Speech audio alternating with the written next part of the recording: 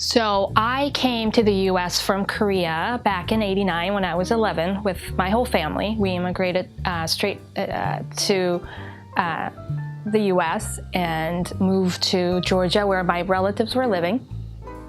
At the time, I didn't speak English. None of my family members spoke English. I, was not very familiar with American customs and cultures. And so it was a steep learning curve for me to quickly, try to learn the language and understand different customs and cultural, figure out what's different between, the way we did things in Korea versus how, people do things here. Sense of humor was one of the things, what we found funny in Korea and what we joked about was not, it wouldn't translate. I tried to change the joke into English and I try it on my friends and they wouldn't laugh. And then when they say a joke, it would take me a while to figure out why that was funny and so on for a while. I think, I didn't grow up with watching the same type of TV shows or, listening to the same type of music. So it took me a while to sort of figure out and catch up in a way. But I feel like after a while, I got to that. I think some of the funny stories, like my parents used to use middle fingers to point at things. And so, remember going to restaurants and ordering, and we would be, my dad would be pointing with his middle finger to, and I could see the waitress kind of being like, what is this? And I had to quickly tell Daddy, we don't do that here. We shouldn't do that because that means, and I had to explain that to them. And so we quickly stopped doing, things like that. I had to explain to them about things that they shouldn't do and so on. I'm an American citizen now. And I've lived here a long time, but when people first sort of meet me, I think they automatically assume that I'm not an American. And so they actually get surprised that I speak English so well, despite the fact that I'm an American and I've been living here for a long time. And so that, or, they'll ask me, where are you from? And I say, Georgia. And some people will say, where are you really from? Kind of, they give me a look like, no, but where are you from? And I'm like, oh, well, I'm, my parents are from Korea and, I have a Korean, background and so on. So I know sometimes they don't mean, to be mean or anything like that, or, they don't intentionally sort of try to put me on the spot or anything like that. But sometimes I feel like, oh, I guess they didn't assume, they're assuming that I'm a foreigner. When I was younger, I've had people who would call out names or go back to your country kind of thing when they were frustrated, or I think they were just venting their frustration randomly at me and my family. And because they only know when they see an Asian, they usually sort of assume either, back then, Korea wasn't very well known. So it was either they thought I was a Chinese or Japanese. So they would sort of say, Chinese words or try to, say those degrading, version of, chink, and they do the chinky eye kind of thing. And it, it was hurtful at times. I did have a friend who felt like his name was in a way causing discrimination. So when he was applying to different companies, when we write the resume and you write the name and they see the name and automatically kind of make assumptions, I guess, about, their ability to speak English or their, status.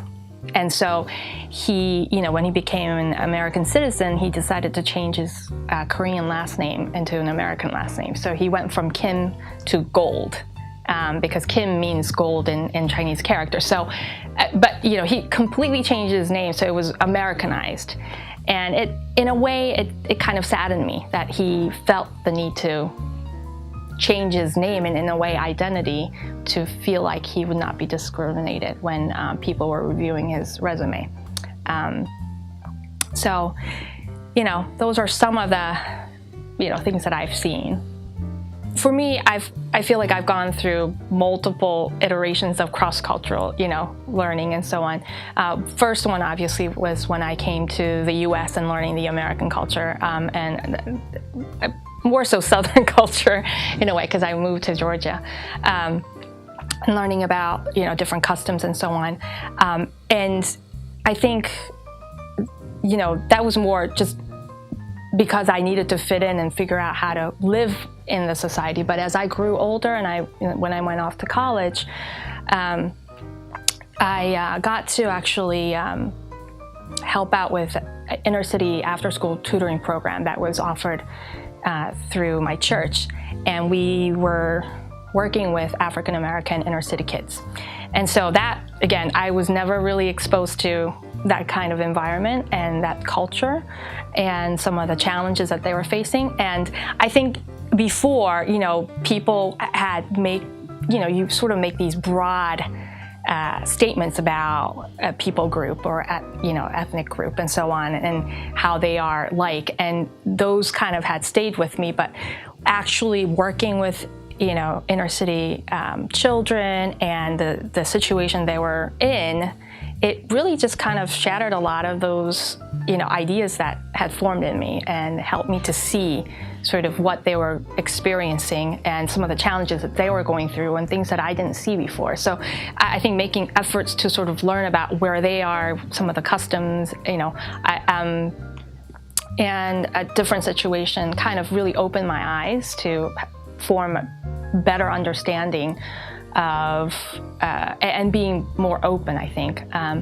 The other thing that I did was also,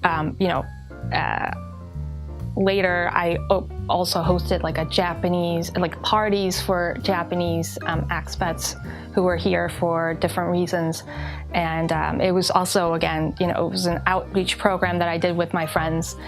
So to tell them about the gospel, or, what Thanksgiving is like, what Christmas is like. So kind of helping them learn different things about U.S. customs, how we celebrate, Thanksgiving with turkey and the traditional dinner, and then telling them about the Christmas story and things like that. And then also for me to sort of learn about their culture. It kind of, again, even though what people might think we're all the same because we're Asian and we kind of look alike, it's very different.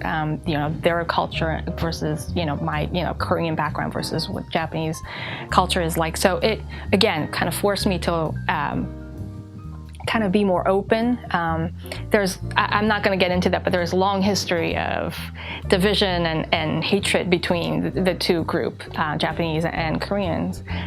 But that really, again, helped me to sort of be more open and kind of learn different aspects of their culture, and to be able to appreciate, but also gain a better understanding of the way they think or why things are done that way and so on.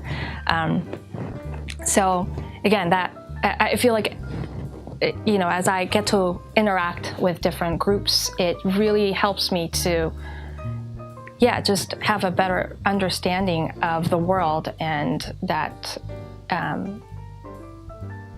we're different, but that doesn't mean that one is wrong or one's better.